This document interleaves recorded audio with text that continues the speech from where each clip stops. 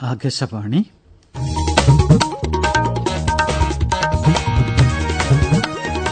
നമസ്കാരം. പ്രാദേശിക വാർത്തകൾ വായിക്കുന്നത് ഹക്കിം കൂട്ടായി. പ്രധാന വാർത്തകൾ. അസംഘടിത മേഖലയിൽ തൊഴിലാളികളുടെ കുറഞ്ഞ വേതനം കേന്ദ്രം വർദ്ധിപ്പിച്ചു. ഇന്ന് ലോക ടൂറിസം ദിനം. ന്യൂഡൽഹിയിൽ നടക്കുന്ന ദിനാഘോഷ ചടങ്ങിൽ ഉപരാഷ്ട്രപതി ജഗ്ദീപ് ധൻകർ പങ്കെടുക്കും. ടൂറിസം മേഖലയിൽ നിക്ഷേപങ്ങൾ ആകർഷിക്കാൻ ആവശ്യമായ പ്രവർത്തനങ്ങൾ ഏറ്റെടുക്കണമെന്ന് മുഖ്യമന്ത്രി പിണറായി വിജയൻ. അർജുന്റെ മൃതദേഹം നാട്ടിലെത്തിക്കുന്നത് സംബന്ധിച്ച് ഇന്ന് തീരുമാനമുണ്ടായേക്കും. ജീവിതശൈലി രോഗങ്ങളെ ചെറുക്കാൻ സംസ്ഥാനത്ത് 10,000 യോഗ ക്ലബ്ബുകൾ ആരംഭിക്കുമെന്ന് മന്ത്രി വീണ ജോർജ്. ഇന്ത്യ ബംഗ്ലാദേശ് ക്രിക്കറ്റ് ടെസ്റ്റിന് ഇന്ന് കാൺപൂരിൽ തുടക്കം. വാർത്തകൾ വിശദമായി. അസംഘടിത മേഖലയിൽ വേരിയബിൾ ക്ഷാമബത്ത പരിഷ്കരിച്ച് കേന്ദ്ര ഗവൺമെന്റ് തൊഴിലാളികളുടെ കുറഞ്ഞ വേതനം വർദ്ധിപ്പിച്ചു.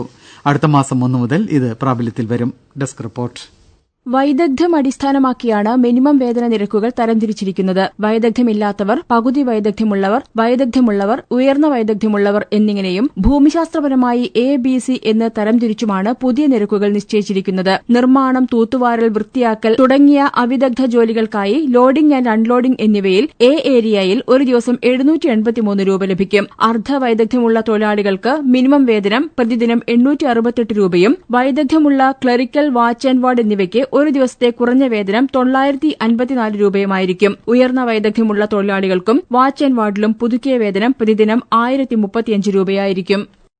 പൌരന്മാരുടെ ആധാർ, പാൻ വിവരങ്ങൾ വെളിപ്പെടുത്തുന്ന ഇന്റർനെറ്റ് സൈറ്റുകൾ കേന്ദ്ര ഗവൺമെന്റ് തടഞ്ഞു.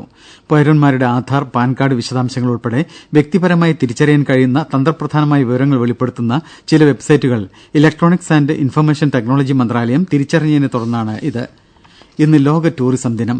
തൊഴിലവസരങ്ങൾ സൃഷ്ടിച്ച് ഓരോ രാജ്യത്തെയും സമ്പദ്വ്യവസ്ഥയെ പ്രോത്സാഹിപ്പിക്കുക എന്ന ലക്ഷ്യത്തോടെയാണ് ഈ ദിനം ആചരിക്കുന്നത്. വികസനവും ആഗോള ഐക്യവും വളർത്തുന്നതിൽ വിനോദസഞ്ചാരം നിർണായക പങ്ക് വഹിക്കുന്നുണ്ട്. ടൂറിസവും സമാധാനവും എന്നതാണ് ഈ വർഷത്തെ ദിനാചരണ പ്രമേയം. ന്യൂഡൽഹിയിൽ നടക്കുന്ന ദിനാഘോഷ ചടങ്ങിൽ ഉപരാഷ്ട്രപതി ജഗ്ദീപ് ധൻകർ പങ്കെടുക്കും. ഈ അവസരത്തിൽ മികച്ച ടൂറിസം വില്ലേജ് അവാർഡ് ജേതാക്കളെ മന്ത്രാലയം പ്രഖ്യാപിക്കും. ടൂറിസം മേഖലയിൽ നിക്ഷേപങ്ങൾ ആകർഷിക്കാൻ ആവശ്യമായ പ്രവർത്തനങ്ങൾ ഏറ്റെടുക്കാനും പുതിയ ആശയങ്ങളെ സംരംഭങ്ങളാക്കി മാറ്റാനും സംസ്ഥാനത്തിന് കഴിയണമെന്ന് മുഖ്യമന്ത്രി പിണറായി വിജയൻ നിർദ്ദേശിച്ചു. കേരള ട്രാവൽ മാർട്ടിന്റെ 12ാം പതിപ്പ് കൊച്ചിയിൽ ഉദ്ഘാടനം ചെയ്യുകയായിരുന്നു അദ്ദേഹം. ലോകത്ത് ടൂറിസം മേഖലയിൽ ഉണ്ടാകുന്ന ഉപകാരപ്രദമായ മാറ്റങ്ങൾ ഉൾക്കൊള്ളാൻ സംസ്ഥാനത്തിന് കഴിയണം. വെൽനസ് ടൂറിസം ഹബ്ബായി മാറ്റാൻ സാധിക്കുന്ന എല്ലാ സാഹചര്യങ്ങളും കേരളത്തിലുണ്ടെന്നും മുഖ്യമന്ത്രി വ്യക്തമാക്കി. സംസ്ഥാനത്തെ ഓരോ തദ്ദേശ ഭരണ സ്ഥാപനത്തിന്റെ പരിധിയിൽ ഒരു ടൂറിസ്റ്റ് കേന്ദ്രമെങ്കിലും സൃഷ്ടിക്കുക എന്ന ലക്ഷ്യത്തോടെയാണ് ഗവൺമെന്റ് പ്രവർത്തിക്കുന്നതെന്നും മുഖ്യമന്ത്രി പറഞ്ഞു. ടൂറിസം മേഖലയിലെ സ്റ്റാർട്ടപ്പുകൾക്കായി ഇൻക്യുബേഷൻ സെന്റർ ഉടൻ ആരംഭിക്കുമെന്ന് ചടങ്ങിൽ അധ്യക്ഷനായിരുന്ന മന്ത്രി മുഹമ്മദ് റിയാസ് അറിയിച്ചു. ഉത്തര മലബാറിലെ ടൂറിസം സാധ്യതകൾക്ക് ശക്തി പകരുന്നതാണ് കണ്ണൂർ ജില്ലയിലെ വിനോദസഞ്ചാര കേന്ദ്രങ്ങൾ. നീളമേറിയ കടലോരവും വിശാലമായ മലയോരവും സഞ്ചാരികളുടെ പ്രധാന സന്ദർശന കേന്ദ്രമായി മാറുകയാണ്. ആകാശവാണി കണ്ണൂർ ജില്ലാ പ്രതിനിധി KO ശശിധരൻ തയ്യാറാക്കിയ റിപ്പോർട്ട്. പാലക്കയം തട്ട്, വൈതൽമല, ഏഴരക്കുണ്ട്, ശശിപ്പാറ, കാഞ്ഞിരക്കൊല്ലി, അളകാപുരി വെള്ളച്ചാട്ടം ഇവയെല്ലാം സഞ്ചാരികളുടെ ഇഷ്ടകേന്ദ്രങ്ങളാണ്. നീളമേറിയ മുഴപ്പിലങ്ങാട് ഡ്രൈവിൻ ബീച്ചും ധർമ്മടം, പയ്യാമ്പലം, തോട്ടട, ചൂട്ടാട് ബീച്ചുകളും കടലോര ടൂറിസത്തിന് പേരുകേട്ടതാണ്. മുഴപ്പിലങ്ങാട്, ധർമ്മടം ബീച്ചുകളെ ബന്ധിപ്പിച്ചുള്ള 233 കോടി രൂപയുടെ വികസന പ്രവർത്തനങ്ങളും പുരോഗമിക്കുന്നു. മലയോര വിനോദസഞ്ചാര കേന്ദ്രങ്ങൾ ബന്ധിപ്പിച്ചുള്ള ടൂറിസം സർക്യൂട്ടിനുള്ള ശ്രമങ്ങൾ സ്ഥലം MLA-മാരുടെയും ടൂറിസം വകുപ്പിന്റെയും നേതൃത്വത്തിൽ നടന്നുവരുന്നുണ്ട്. ഓരോ കേന്ദ്രങ്ങളുടെയും നടത്തിപ്പും പരിപാലനവും സംബന്ധിച്ച പരിശോധനകൾ പുരോഗമിക്കുകയാണ്. കേന്ദ്ര ഗവൺമെന്റിന്റെ സാമ്പത്തിക സഹായത്തോടെ നടപ്പിലാക്കുന്ന മലനാട് മലബാർ റിവർ ക്രൂയിസ് പദ്ധതി പൂർത്തിയാവുന്നതോടെ ജലഗതാഗത ടൂറിസത്തിനും ജില്ലയിൽ പ്രാധാന്യമേറും. 100 വർഷം മുമ്പ് നടന്ന ആലുവ സർവമത മഹാസമ്മേളനവും അതുയർത്തിയ മൂല്യങ്ങളും ഇന്നും പ്രസക്തമാണെന്ന് മുഖ്യമന്ത്രി പിണറായി വിജയൻ പറഞ്ഞു. സർവമത സമ്മേളനത്തിന്റെ ശതാബ്ദിയോടനുബന്ധിച്ച് EMS പഠന ഗവേഷണ കേന്ദ്രം സംഘടിപ്പിച്ച സെമിനാർ ആലുവ അദ്വൈതാശ്രമത്തിൽ ഉദ്ഘാടനം ചെയ്യുകയായിരുന്നു അദ്ദേഹം. ലോകത്തിന്റെ വിവിധ ഭാഗങ്ങളിൽ അതിരൂക്ഷമായ വംശീയ ആക്രമണങ്ങളും രക്തച്ചൊരിച്ചിലുകളും നടക്കുന്ന കാലഘട്ടത്തിലാണ് പലമതസാരവും ഏകം എന്ന ഗുരുവാക്യവും സർവമത സമ്മേളന സന്ദേശവും പ്രസക്തമാകുന്നതെന്നും മുഖ്യമന്ത്രി പറഞ്ഞു. കർണാടകയിലെ ഷിരൂരിൽ തെരച്ചിലിൽ കണ്ടെത്തിയ കോഴിക്കോട് സ്വദേശിയായ ട്രക്ക് ഡ്രൈവർ അർജുന്റെ മൃതദേഹം നാട്ടിലെത്തിക്കുന്നത് സംബന്ധിച്ച് ഇന്ന് തീരുമാനമുണ്ടായേക്കും. DNA പരിശോധനാ ഫലം ഇന്ന് ലഭിക്കുമെന്നാണ് പ്രതീക്ഷിക്കുന്നത്. DNA പരിശോധനയ്ക്ക് ശേഷം മൃതദേഹം നാട്ടിലെത്തിക്കാൻ എല്ലാ സഹായവും നൽകുമെന്ന് കർണാടക ഗവൺമെന്റ് അറിയിച്ചിട്ടുണ്ട്. കണ്ണാടിക്കൽ സ്വദേശിയായ അർജുൻ ഓടിച്ച ലോറി കർണാടകയിൽ നിന്ന് മരവുമായി വരുമ്പോഴാണ് മണ്ണിടിച്ചിലിൽപ്പെട്ടത്. തിരച്ചിലിൽ കാണാതായി 72ാം ദിവസമാണ് അർജുൻ ഓടിച്ചിരുന്ന ലോറിയും മൃതദേഹവും ഗംഗാവലി പുഴയിൽ കണ്ടെത്തിയത്. പ്രമുഖ ഓൺലൈൻ ഇ-കൊമേഴ്സ് വെബ്സൈറ്റുകളുടെ പേരുപയോഗിച്ച് സാമൂഹ്യ മാധ്യമങ്ങൾ വഴി പരസ്യം നൽകുന്ന വ്യാജ ഷോപ്പിംഗ് സൈറ്റുകൾക്കെതിരെ ജാഗ്രത പാലിക്കണമെന്ന് ഡിജിപി ആവശ്യപ്പെട്ടു. സൈബർ പോലീസിന്റെ പരിശോധനയിൽ കണ്ടെത്തിയ ഇത്തരം 155 വ്യാജ വെബ്സൈറ്റുകൾ നീക്കം ചെയ്യാൻ നടപടി ആരംഭിച്ചതായി അദ്ദേഹം തിരുവനന്തപുരത്ത് പറഞ്ഞു. ഓൺലൈൻ സാമ്പത്തിക തട്ടിപ്പിൽപ്പെട്ടാൽ എത്രയും പെട്ടെന്ന് 1930 എന്ന നമ്പറിൽ പോലീസിനെ വിവരം അറിയിക്കണമെന്നും ഡിജിപി പറഞ്ഞു. പ്രമുഖ ഇ-കൊമേഴ്സ് സൈറ്റുകൾ ഈ ആഴ്ച ഇലക്ട്രോണിക് ഉൽപ്പന്നങ്ങളടക്കം വൻ വിലക്കുറവിൽ വിൽപ്പന നടത്തുന്നതായി പ്രഖ്യാപിച്ചിട്ടുണ്ട്. പ്രാദേശിക വാർത്തകളാണ് കേൾക്കുന്നത്. ജീവിതശൈലി രോഗങ്ങളെ ചെറുക്കാൻ സംസ്ഥാനത്ത് 10,000 യോഗ ക്ലബ്ബുകൾ ആരംഭിക്കുമെന്ന് മന്ത്രി വീണ ജോർജ് ആലപ്പുഴയിൽ അറിയിച്ചു. അമ്പലപ്പുഴ തെക്ക് പഞ്ചായത്തിലെ കരുമാടി ആയുർവേദ ആശുപത്രിയോടനുബന്ധിച്ച് നിർമ്മിക്കുന്ന കെട്ടിട സമുച്ചയത്തിന്റെ തറക്കല്ലിടൽ നിർവഹിച്ച് സംസാരിക്കുകയായിരുന്നു മന്ത്രി. കേന്ദ്ര ആയുഷ് പദ്ധതിയിൽ ഉൾപ്പെടുത്തി ആയുർവേദ ആശുപത്രികളിൽ മെച്ചപ്പെട്ട സൌകര്യങ്ങൾ ഉറപ്പുവരുത്തുമെന്നും യോഗ പരിശീലന കേന്ദ്രങ്ങൾ ശക്തമാക്കുമെന്നും മന്ത്രി പറഞ്ഞു. സ്ഥിരാധ്യാപകർക്കൊപ്പം എല്ലാ മാസവും അതിഥി അധ്യാപകർക്കും ശമ്പളം ലഭിക്കാനാവശ്യമായ മാർഗനിർദ്ദേശങ്ങളുടെ കരട് രൂപരേഖ തയ്യാറായതായി മന്ത്രി ഡോക്ടർ ആർ ബിന്ദു പറഞ്ഞു. ഗവൺമെന്റ് എയ്ഡഡ് കോളേജുകളിൽ ജോലി ചെയ്യുന്നവർക്ക് സമയബന്ധിതമായി ശമ്പളം നൽകുന്നത് ഉറപ്പാക്കാൻ മന്ത്രി വിളിച്ചു ചേർത്ത ഉന്നതതല ഉദ്യോഗസ്ഥ യോഗത്തിലാണ് രൂപരേഖ തയ്യാറാക്കിയത്. ഇനി മുതൽ എല്ലാ വർഷവും അധ്യാപകരുടെ സർട്ടിഫിക്കറ്റ് വെരിഫിക്കേഷൻ നടത്തേണ്ട ആവശ്യമില്ലെന്നും മന്ത്രി പറഞ്ഞു. സംസ്ഥാനത്തെ തെരഞ്ഞെടുത്ത 10 വെറ്ററിനറി ആശുപത്രികൾ സ്മാർട്ടാക്കുമെന്ന് മന്ത്രി ജെ ചിഞ്ചുറാണി അറിയിച്ചു. പെരുമ്പാവൂർ ഒക്കൽ മൃഗാശുപത്രിയുടെ പുതിയ കെട്ടിടം ഉദ്ഘാടനം ചെയ്യുകയായിരുന്നു മന്ത്രി. പത്തനംതിട്ട ജില്ലയിൽ ഇ സമൃദ്ധ പദ്ധതി ഉടൻ ആരംഭിക്കും. ഓരോ പശുവിനെയും തിരിച്ചറിയുന്നതിന് പ്രത്യേക മൈക്രോചിപ്പ് നൽകുമെന്നും മന്ത്രി അറിയിച്ചു. പട്ടികജാതി വിഭാഗത്തിൽപ്പെട്ട യുവജനങ്ങളെയും വിദ്യാർത്ഥികളെയും സമൂഹത്തിന്റെ മുഖ്യധാരയിലേക്ക് എത്തിക്കുന്നതിന് ക്രിയാത്മക ഇടപെടൽ പൊതുസമൂഹത്തിന്റെ ഭാഗത്തുനിന്നുണ്ടാകണമെന്ന് മന്ത്രി ഒ ആർ കേളു പറഞ്ഞു.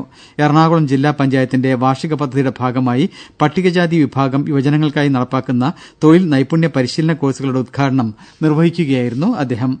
പുരാവസ്തു സംരക്ഷണത്തെക്കുറിച്ച് പൊതുജനങ്ങൾക്കിടയിൽ സമഗ്രമായ അവബോധം സൃഷ്ടിക്കേണ്ടത് ആവശ്യമാണെന്ന് മന്ത്രി രാമചന്ദ്രൻ കടന്നപ്പള്ളി അഭിപ്രായപ്പെട്ടു. കേരള പൊതുരേഖ ബിൽ സംബന്ധിച്ച് എറണാകുളം കലക്ടറേറ്റ് കോൺഫറൻസ് ഹാളിൽ ചേർന്ന നിയമസഭാ സെലക്ട് കമ്മിറ്റിയുടെ തെളിവെടുപ്പിൽ അധ്യക്ഷത വഹിച്ച് സംസാരിക്കുകയായിരുന്നു മന്ത്രി. ഇന്ത്യ ബംഗ്ലാദേശ് രണ്ടാം ക്രിക്കറ്റ് ടെസ്റ്റിന് കാൺപൂരിൽ ഇന്ന് തുടക്കമാവും. ചെന്നൈയിൽ ആദ്യ മത്സരത്തിൽ 280 റൺസിന്റെ ത്രസിപ്പിക്കുന്ന വിജയം നൽകിയ ആത്മവിശ്വാസവുമായാണ് ക്യാപ്റ്റൻ രോഹിത് ശർമ്മയുടെ നേതൃത്വത്തിൽ ടീം ഇന്ത്യ മത്സരത്തിന് ഇറങ്ങുന്നത്. ഗ്രീൻ പാർക്ക് സ്റ്റേഡിയത്തിൽ രാവിലെ 9:30 മത്സരം തുടങ്ങുക. ചെന്നൈയിൽ ISL ഫുട്ബോളിൽ മുഹമ്മദൻ SC ചെന്നൈയിൻ FC മറുപടിയില്ലാത്ത ഒരു ഗോളിന് പരാജയപ്പെടുത്തി. ഇന്ന് വൈകിട്ട് 7:30 കൊൽക്കത്തയിൽ ഈസ്റ്റ് ബംഗാൾ SC ഗോവയെ നേരിടും. അന്തരിച്ച മുൻ ഉദുമ MLAയും മുൻ KPCC ജനറൽ സെക്രട്ടറിയുമായ KP കുഞ്ഞിക്കണ്ണന്റെ മൃതദേഹം രാവിലെ 11 മണിക്ക് കണ്ണൂർ പയ്യന്നൂർ അന്നൂരിലെ മൂരിക്കൊവൽ ശാന്തി സ്ഥല ശ്മശാനത്തിൽ സംസ്കരിക്കും. രാവിലെ പയ്യന്നൂരിലെ വീട്ടിൽ പൊതുദർശനത്തിന് വയ്ക്കും. ഈ മാസം 4-ന് കാഞ്ഞങ്ങാട് വെച്ചുണ്ടായ വാഹനാപകടത്തിൽ പരിക്കേറ്റ് ചികിത്സയിൽ കഴിയുകയായിരുന്ന കുഞ്ഞിക്കണ്ണൻ ഇന്നലെ രാവിലെ കണ്ണൂരിലെ സ്വകാര്യ ആശുപത്രിയിൽ വെച്ചാണ് മരിച്ചത്. പ്രതിപക്ഷ നേതാവ് VD സതീശൻ രാവിലെ പയ്യന്നൂരിലെ വീട്ടിലെത്തി അന്തിമോപചാരം അർപ്പിക്കും. സ്വർണ്ണക്കടത്തിലും മലപ്പുറം SP ഓഫീസ് ക്യാമ്പിലെ മരമുറിയിലും ശരിയായ രീതിയിലല്ല അന്വേഷണം നടക്കുന്നതെന്ന് നിലമ്പൂർ MLA PV അൻവർ ആരോപിച്ചു. അന്വേഷണം പ്രഹസനമാണെന്ന് അദ്ദേഹം നിലമ്പൂരിൽ വാർത്താസമ്മേളനത്തിൽ പറഞ്ഞു. തന്നെ കള്ളക്കടത്തുകാരനാക്കാൻ മുഖ്യമന്ത്രി ശ്രമിച്ചെന്നും ADGP അജിത് കുമാർ എഴുതിക്കൊടുക്കുന്നതാണ് മുഖ്യമന്ത്രി പറയുന്നതെന്നും അൻവർ പറഞ്ഞു. PV അൻവർ ഇടതുപക്ഷ രാഷ്ട്രീയ നിലപാടിൽ നിന്ന് മാറുന്നു എന്നാണ് വാർത്തകളിൽ നിന്ന് മനസ്സിലാകുന്നതെന്ന് CPM സംസ്ഥാന സെക്രട്ടറി MV ഗോവിന്ദൻ ന്യൂഡൽഹിയിൽ പറഞ്ഞു. കേരളം മാറി മാറി ഭരിച്ച LDFന്റെയും UDFന്റെയും പിടിപ്പുകേട് തുറന്നുകാട്ടുന്നതാണ് സംസ്ഥാനത്ത് തൊഴിലില്ലായ്മ 30% സ്റ്റാറ്റിസ്റ്റിക്സ് ഓഫീസ് പുറത്തുവിട്ട ഔദ്യോഗിക തൊഴിൽ ഡാറ്റയെന്ന് BJP സംസ്ഥാന അധ്യക്ഷൻ K സുരേന്ദ്രൻ കോഴിക്കോട്ട് പറഞ്ഞു. യുവാക്കൾക്ക് തൊഴിലവസരങ്ങൾ സൃഷ്ടിക്കുന്നതിൽ ഇരുകൂട്ടരും പരാജയപ്പെട്ടെന്നും അദ്ദേഹം കുറ്റപ്പെടുത്തി. ഏറ്റവും പുതിയ സർവേയിലൂടെ വ്യക്തമാകുന്നത് കേരളത്തിലെ യുവാക്കളുടെ ദയനീയ അവസ്ഥയാണെന്നും സുരേന്ദ്രൻ പറഞ്ഞു.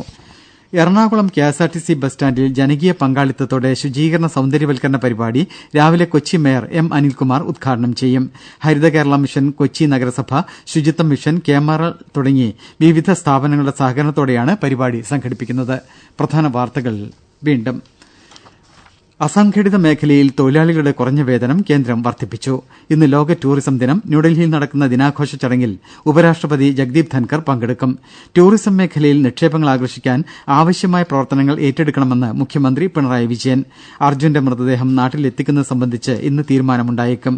ജീവിതശൈലി രോഗങ്ങളെ ചെറുക്കാൻ സംസ്ഥാനത്ത് 10,000 യോഗ ക്ലബ്ബുകൾ ആരംഭിക്കുമെന്ന് മന്ത്രി വീണ ജോർജ്. ഇന്ത്യ ബംഗ്ലാദേശ് ക്രിക്കറ്റ് ടെസ്റ്റിന് ഇന്ന് കാൺപൂരിൽ തുടക്കം. പ്രാദേശിക വാർത്തകൾ കഴിഞ്ഞു.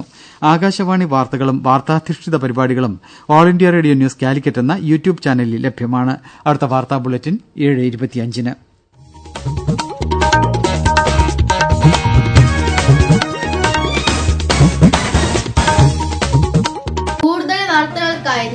ദൂരദർശൻ ചാനൽ സബ്സ്ക്രൈബ് ചെയ്യൂ.